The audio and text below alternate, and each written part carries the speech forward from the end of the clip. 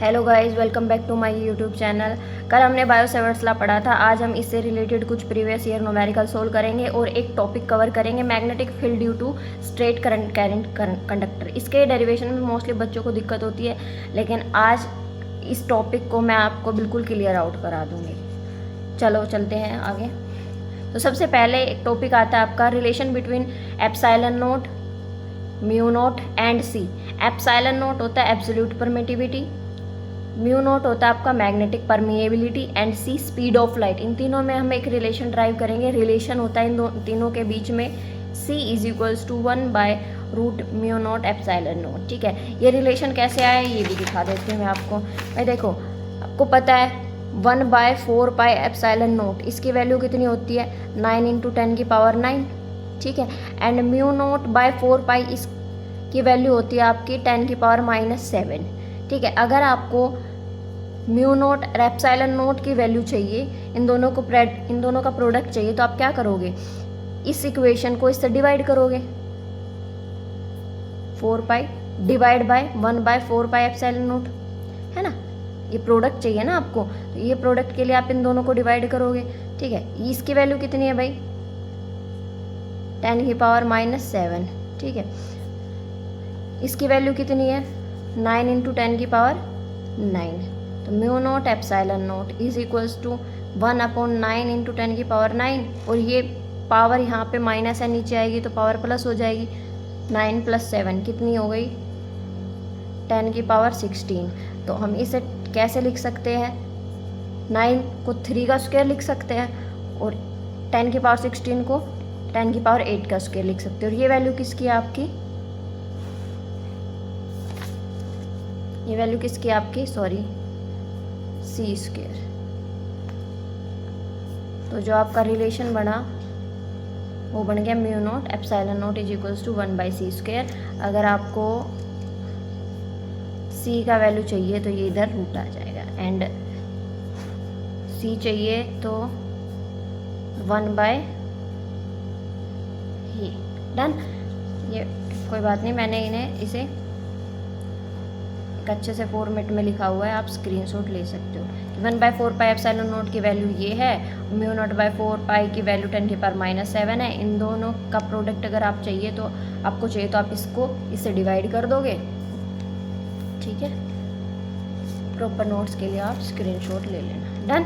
तो बढ़ते हैं अपने नेक्स्ट टॉपिक की तरफ, जो है आपका एक न्यूमेरिकल।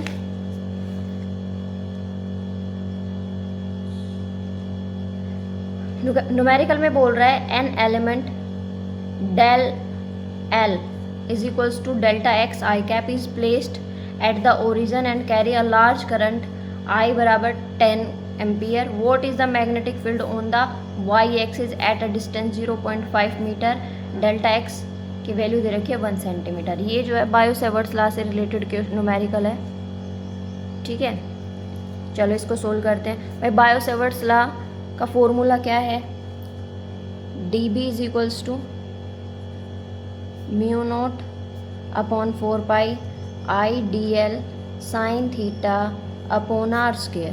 ठीक है, ये फॉर्मूला होता है। इसमें आपको I क्या गिवन हुआ है, गिवन है 10 ampere.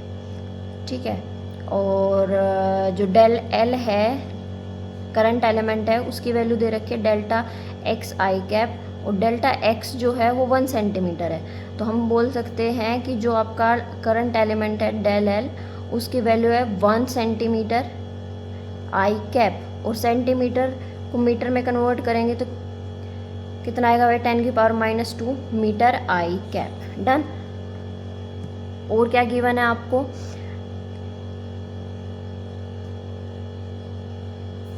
Magnetic field on the y axis. जो वायर है वो एक्स एक्सिस पे है, देखो डेल एल आई कैप है ना, वायर है वो एक्स एक्सिस पे है, और मैग्नेटिक फील्ड फाइंड आउट करनी है वाई एक्सिस पे। कितनी दूरी पे 0.5 मीटर। तो आर की वैल्यू दे रखी है 0.5 मीटर अवे।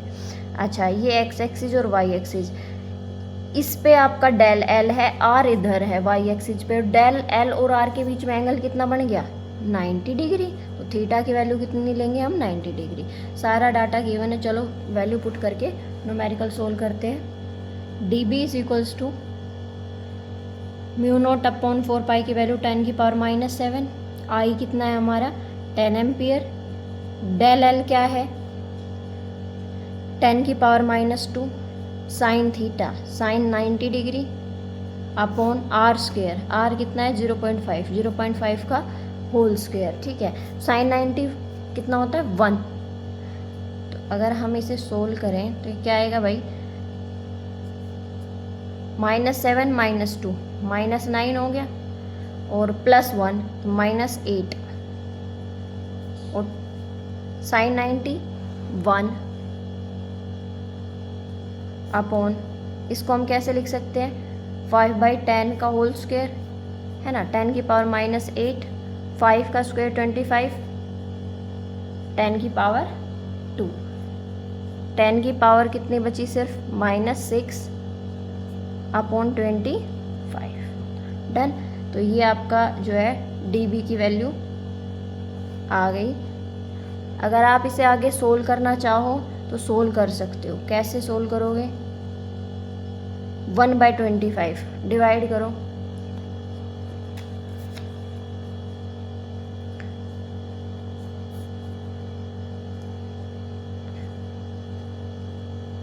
Four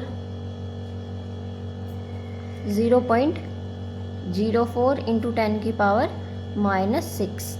done. तो ये आपके आगे मैग्नेटिक फील्ड की value Tesla.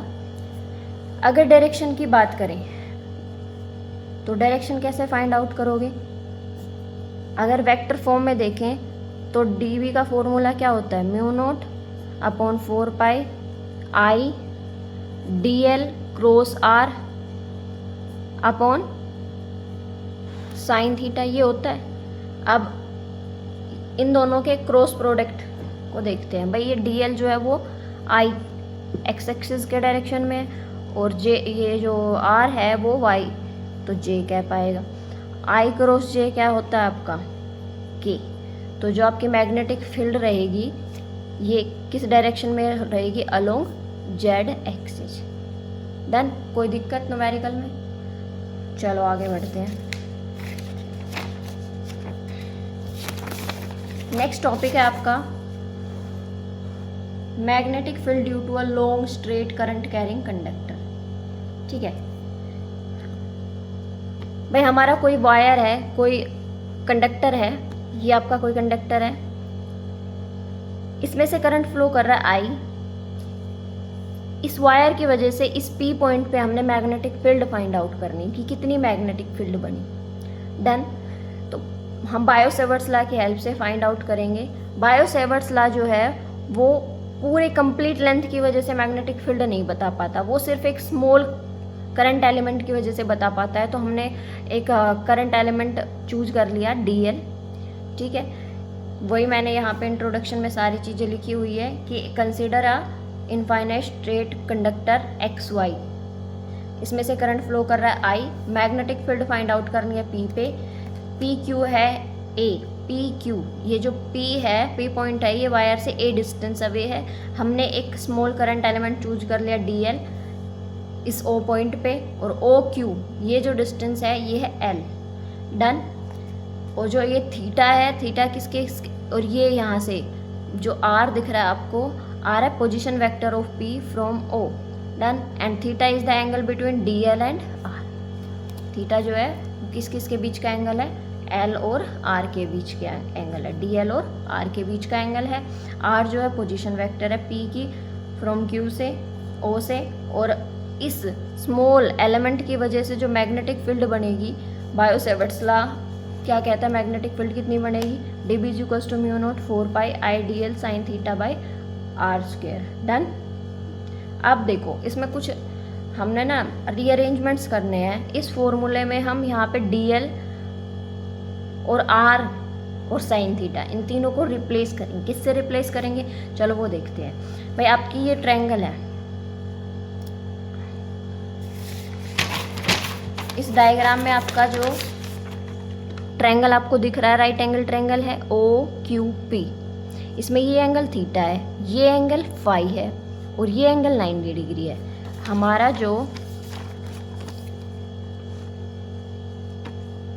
Right angle triangle है थीटा प्लस फाई प्लस 90 किसके इक्वल है 180 डिग्री, मतलब थीटा प्लस फाई किसके इक्वल होगा भाई 180 माइनस 90 डिग्री, मतलब थीटा प्लस फाई किसके इक्वल आ गया 90 डिग्री के इक्वल आ गया।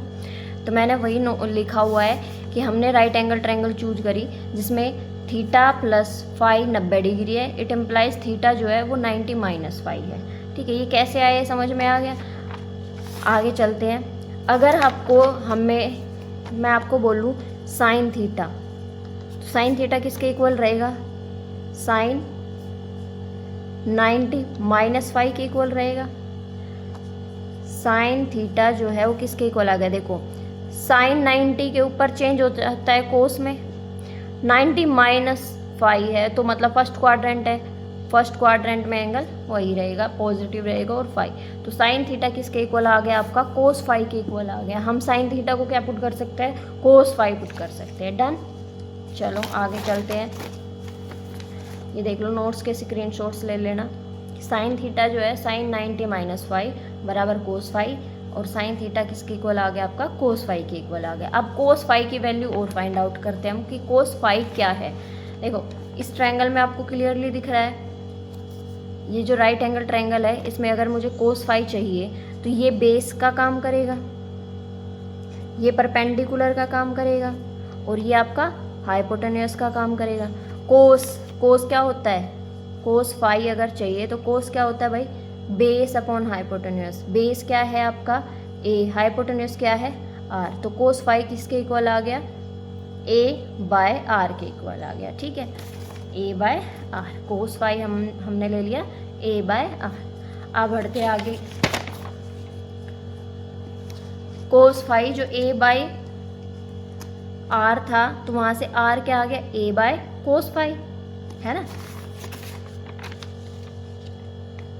कोस था ए बाय आर तो आर क्या आ गया ए बाय कोस फाई, और आर जो है वो क्या आ गया ए 1 अपॉन कोस क्या होता है सीकेंट फाई, तो आर जो है वो आपका आ गया ए सीकेंट फाई। डन, उसके आगे चलते हैं भाई, हम tan फाई लगाते हैं।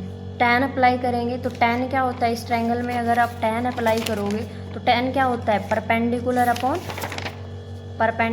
Upon base. परपेंडिकुलर क्या है L और बेस क्या है A, तो tan फाई क्या आ गया L बाय A। यहाँ से आपका L क्या आ गया A tan फाई। अगर मैं L को इस इक्वेशन को दोनों तरफ डिफरेंशिएट करूँ तो dl A constant as it is रहेगा, tan का डिफरेंशिएशन सीकेंट स्क्वायर फाई होता है और d फाई, तो dl की वैल्यू ये आ गई A secant square d phi.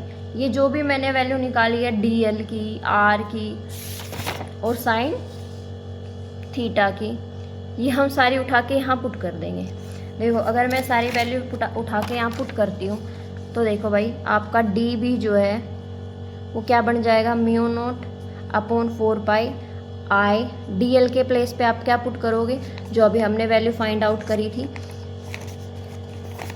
ये वैल्यू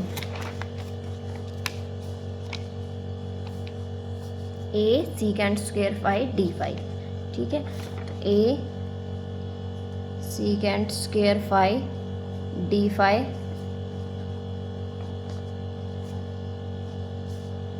साइन थीटा के प्लेस पे कोस फाई आएगा एंड आर के प्लेस पे आर की वैल्यू क्या फाइंड आउट करी थी ए सीकेंट फाई, तो A square secant square phi, जो कटता है वो काट दो।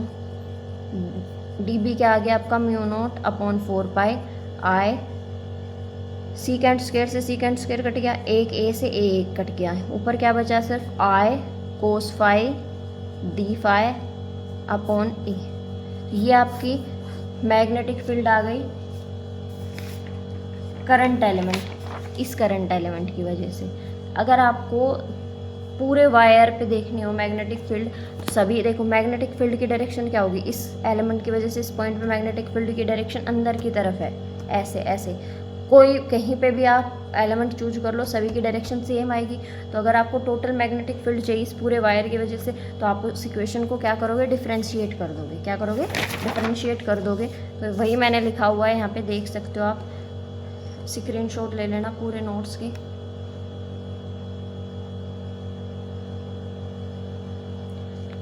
According to right hand rule, the direction of magnetic field at point P due to all such current will be in the same direction. So total magnetic field will be equals to B is equals to dB minus phi to plus phi।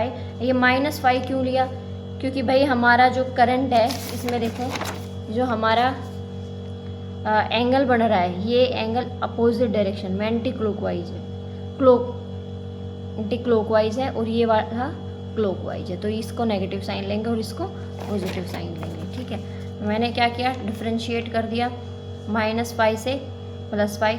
तो ये जो term constant थी mu naught 4 pi आई और ए, ये differentiate integration से बाहर आ गया, अंदर क्या बचा, सिर्फ कोस फाई डी फाई। आप कोस फाई का इंटीग्रेशन करोगे तो क्या आएगा, साइन फाई आएगा। ठीक है, कोस फाई का इंटीग्रेशन क्या आता है आपका, sine phi minus phi two plus phi to.